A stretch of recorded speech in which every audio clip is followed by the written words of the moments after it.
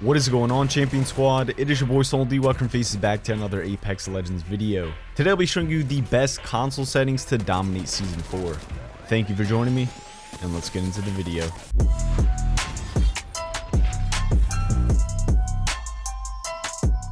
It's quite mind-blowing how many setting videos for Apex Legends on console has. Some say to use advanced look controls, others stick to default, but what should you use? So today I'll be talking about the reasons behind my settings, give you options for a good foundation, and some tips on finding your sensitivity, so be sure to stick around. If you're new here, subscribe and join the Champion Squad. Here you'll find some of the best Apex tips and tricks to make you an even better player. Now let's talk about some long-awaited Season 4 settings.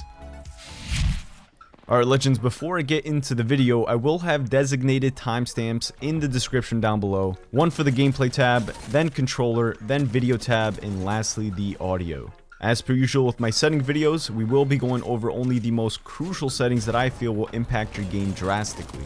But if you are curious about my other settings, feel free to pause the video when they are on the screen. With that being said, starting with the gameplay tab, the first setting to note is the crosshair damage feedback. If you've watched my previous setting videos, you know I can't stress enough to have this on X with shield icon. This not only gives you a hit marker feed, but also lets you know what level of armor the enemy has. Now I've heard some say that this option takes up too much of their screen, but for me, I barely notice it since I'm focused on lasering the enemy and paying attention to their movement. Now for the option with the X indicator, this will only present the hit marker and you will still be able to listen for cracking shields. However, you won't get a visual representation of the armor and its color. And the first option, which is listed as off, will give you absolutely zero information besides the shield cracking noise. So I highly recommend you stay away from this option. So again, be sure to have X with shield icon since it gives you the most crucial information on when to make a play on a weakened player. Now let's move on to the damage numbers settings. Another crucial setting worth taking a look at because it gives you a visible representation of how much damage you're dealing. I have mine on stacking because it limits the amount of damage numbers on your screen by giving you a total after a few consecutive shots have landed. The option which I definitely don't recommend is off, which gives you no idea on what you tag the player for. Then you also have floating, which is in my opinion definitely takes up much of your screen and it's extremely hard to calculate how much damage was dealt. And the last option, which was both floating and stacking. This is still an unnecessary option since you don't need the numbers floating on your screen alongside the stacking. Having only the stacking option will add up the damage for you so you can call out and give you a better idea of how much remaining health the enemy player has. The next setting option we're going to take a look at is the weapon auto cycle on empty. While this can be personal preference, if you have this on, it will automatically swap to your next weapon if your current weapon has zero ammo. Now not zero ammo in a magazine, I mean totally empty. So this will give you one less button to press during a hectic gunfight where time is of the essence. Now I've heard some say you might already be accustomed to hitting the swap button so you will switch back to the empty weapon if it ever happens, but if you play with this setting on, I can almost promise you that you won't make that mistake since the auto swap feature does it so fast where you don't have enough time to react to it anyways. Now let's move on to the auto sprint setting. I definitely recommend having this off since it will increase the chance of making a mistake whenever you're trying to walk around. Auto sprint on will make you run when you have the movement analog stick pressed all the way forward, and will have you walking when you barely apply any pressure. It's too unreliable, especially when you're playing rank mode at the higher rank where movement matters a ton. Moving on to the next setting I want to touch on, which is taking damage closes deathbox menu. This is a setting I recommend you have off, otherwise the game will automatically kick you out of a deathbox when you receive damage. Even the slightest damage, like cost of gas for 1 second, will kick you out of the death box. And when you are in a desperate situation where you need to swap armor or pick up a few rounds of ammo, this can definitely save your life. However, just be aware that you are in control of leaving the menu. The last thing you want to happen to you is getting fried in the back while looting. So always be quick when enemies are around, listen for nearby footsteps, and pay attention to your health. But overall, this will definitely improve your gameplay if this setting is turned off. Alright Champion Squad, now let's move on to the controller tab, which is probably the most important part of the video. The first setting I want to cover is button layout. Mine is set to default, but it's critical to understand that I'm using a Scuff Prestige controller. This controller has trigger stops, but more importantly, the ability to have a total of 4 paddles that you can set to any button of your choice. Personally, I only use 2 paddles. When holding the controller, left paddle is set to jump, and my right paddle is set to crouch. This lets me play the game and perform the most essential in-game movements while still keeping my right thumb on the right analog stick the entire time. Basically having full control of your aim while sliding or jumping. That's why I use the default button layout, but let's say for example you don't have a controller with paddles such as the Scuff or Elite.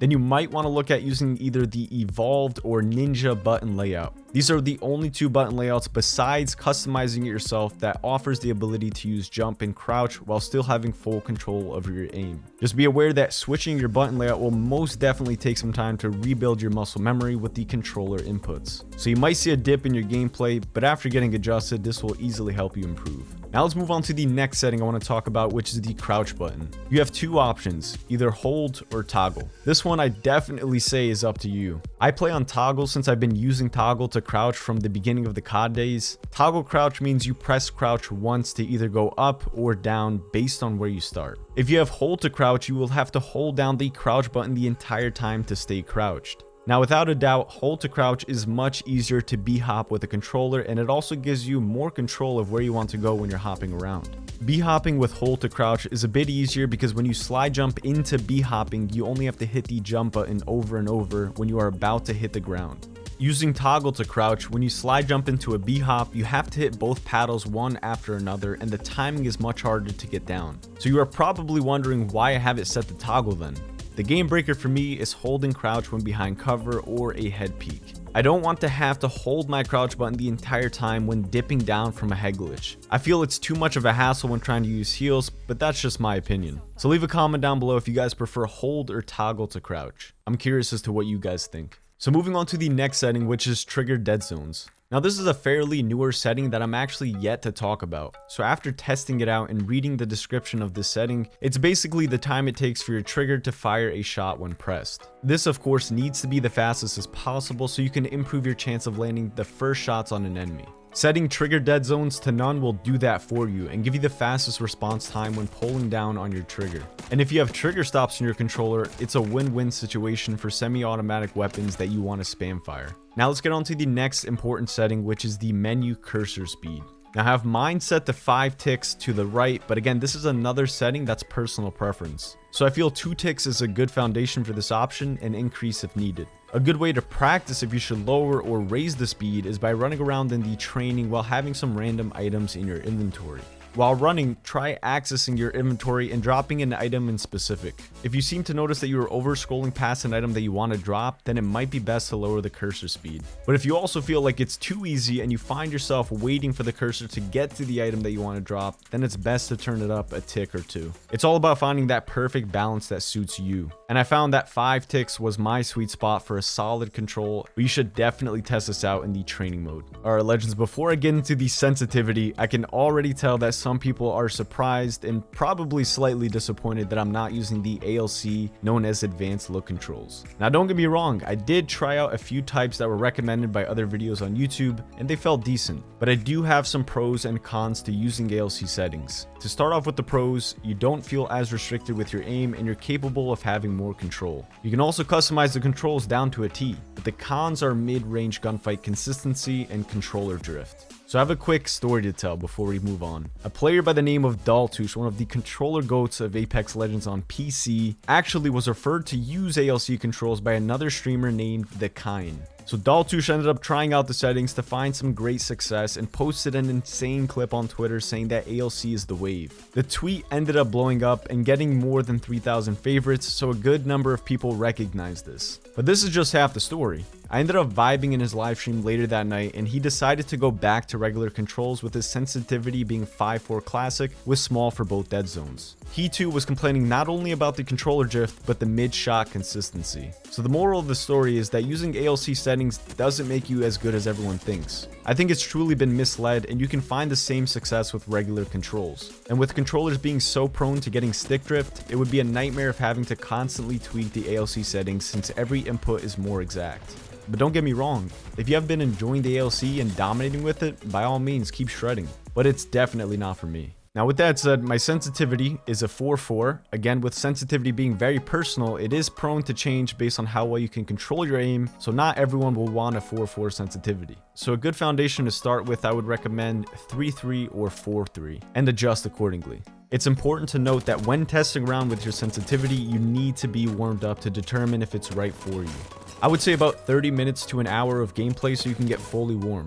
The way I like testing my look sensitivity is by taking an R99 with a blue stabilizer, purple mag, and purple stock. Then try firing at the dummies first. See how well you can connect shots after switching from one dummy to another in a rapid succession. Just be sure to stop aiming down sights when turning towards the next dummy, because again, we're focused on the look sensitivity. I would go through around 500 bullets of light ammo testing each look sensitivity that's close to what you're accustomed to. Then you should be able to determine which one offers you the best success of landing shots and switching to another dummy quickly.